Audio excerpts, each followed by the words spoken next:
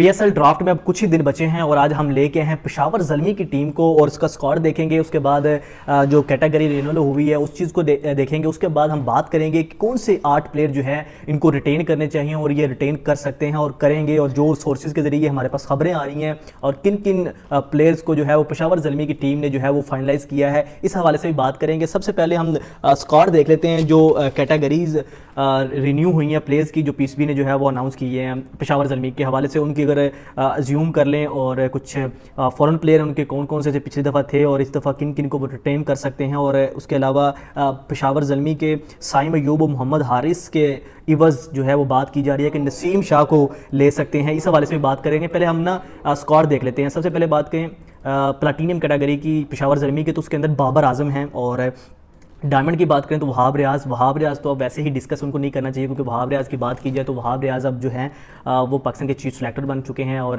Sports minister भी हैं, तो वो अब पीएसएल नहीं खेल सकेंगे। तो उसके बाद मोहम्मद हारिस हैं, विकेट कीपर बैटर, बड़ा ज़बरदस्त परफॉर्म किया। साइम अयूब पाकिस्तान के उभरते हुए बल्लेबाज जो हैं वो हैं। गोल्ड कैटेगरी की बात करें तो उसके अंदर दानिश अजीज़ हैं, अरशद इकबाल है, आमिर जमाल हैं और सलमान अरशाद बड़े अच्छे बॉलर हैं, उस्मान कादिर, और उसके बाद हारिस सोहेल, सुफियान मुकीम भी हैं इनके पास है।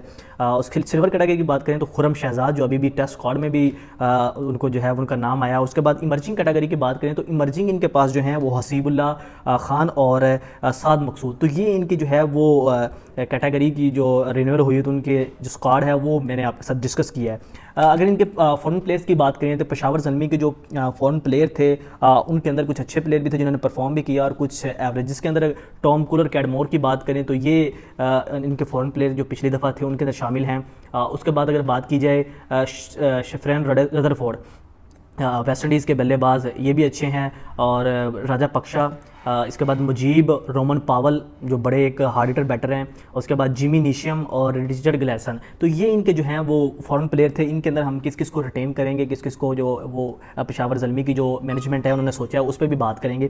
अगर ये इनके फॉरेन प्लेयर हैं और ये मैंने आपको कैटेगरीज बताई हैं, और आप जो है वो आप किस तरह इसको आपने सिर्फ 8 प्लेयर रिटेन करने हैं और इनके पास काफ़ी अच्छे प्लेयर भी हैं। पिछली दफ़ा इनका जो स्क्वाड था उसको देखते हुए अब देखेंगे कि इनके किसको जो है वो राइट टू मैच कार्ड इस्तेमाल कर सकते हैं, किसके ऊपर उनको जो है वो इस्तेमाल करना चाहिए, जो हम ब्रांड एम्बेसडर बनाना चाहिए, और किस तरह से मैक्सिमम प्लेयर जो हैं वो रिटेन जो रिलीज़ करेंगे। उसके बाद किस प्लेयर को जो है वो रिटेन करके जो है वो ड्राफ्ट के अंदर पिक ऑर्डर के हिसाब से किसको जो है वो सिलेक्ट करेंगे। रिटेंशन की अगर बात की जाए, अगर मैं रिटेंशन की तरफ जाऊँ तो प्लाटीनियम कैटेगरी के अंदर चूँकि 3 प्लेयर आप रख सकते हैं, तो उसके अंदर आप जो है वो बाबर आजम जो कि इनके कप्तान हैं, और बाबर आजम जो है वो प्लैटिनियम के अंदर आएंगे। उसके बाद रोमन पावल भी आ सकते हैं, लेकिन अब मसला ये है कि आपने जो है वो 3 रखने हैं और आपके पास अभी और बड़ी ऑप्शंस हैं, तो रोमन पावल भी जो है वो कैटेगरी के अंदर आ सकते हैं। लेकिन रोमन पावल एक ऐसे हैं जिनको आप ब्रांड एम्बेसडर बना के या मेंटोर बना के जो है वो इनको,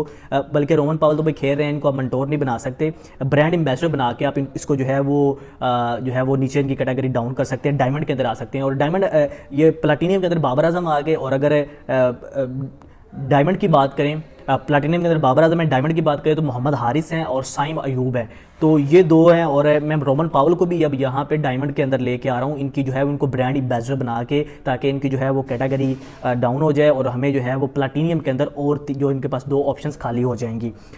तो ये आगे प्लाटीनियम, और उसके बाद हमने देखा है। तो उसके बाद अगर बात की जाए गोल्ड कैटेगरी की, तो गोल्ड के अंदर जनाब इस वक्त जो है वो आमिर जमाल हैं, सुफियान मुकीम, तो ये मैंने रखे हैं आमिर जमाल और सुफियान मुकीम को। आमिर जमाल वो अभी पाकिस्तान के टेस्ट स्क्वाड में भी उनका नाम आया है और वो 140 की प्लस से अच्छे ऑलराउंडर हैं।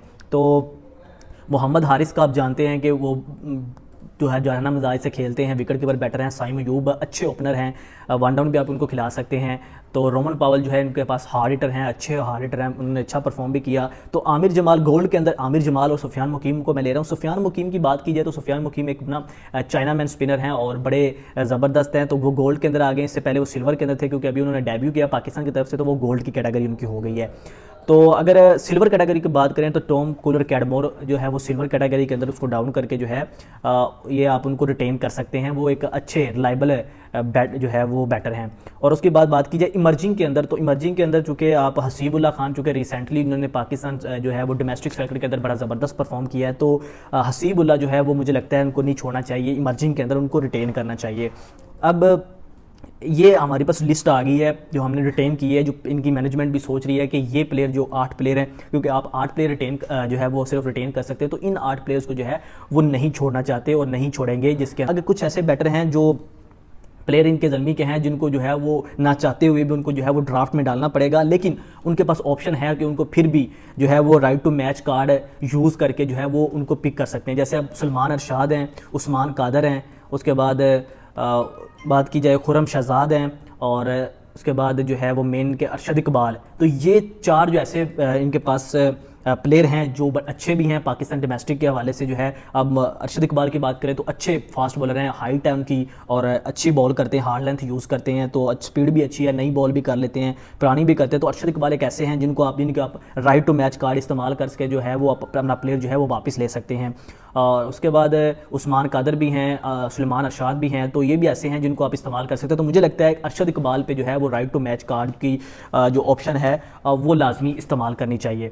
और उसके बाद अगर बात की जाए तो ये जो है वो पेशावर ज़ल्मी का जो स्क्वाड है जो हमने इसके अंदर प्लेयर रिटेन किए हैं, तो ये जो है वो इनकी मैनेजमेंट के अंदर को एक बात बड़ी फेमस हुई है कि जो है वो पेशावर ज़ल्मी के अंदर वो आ रहे हैं जी नसीम शाह, पाकिस्तान के जो है वो प्रीमियम फास्ट बॉलर, और ये कोटक लिमिटेड के साथ ट्रेड उनकी जो चल रही है कि वो उनको ट्रेड करेंगे साइम अयूब और मोहम्मद हारिस के बदले। तो इस हवाले से सोशल मीडिया में चीज़ें गर्दिश भी कर रही हैं। जुवेद अफरीदी जो ओनर है पेशावर ज़ल्मी के, वो भी इस चीज़ को जो देख रहे हैं, उसके हवाले से हमने देखा भी है कि वो स्टेटस भी लगा रहे हैं, ट्वीट्स भी कर रहे हैं कि जो ढके छुपे अल्फाज के अंदर। तो इस तरह की खबर जो है वो अभी तक कोई भी कन्फर्म नहीं है, लेकिन ये ज़रूर है कि वो लीव करना चाहते हैं कोटक ग्लैडिएटर, लेकिन वो इस्लामाबाद यूनाइटेड के साथ भी उनके मामला चल रहे हैं ट्रेड के हवाले से।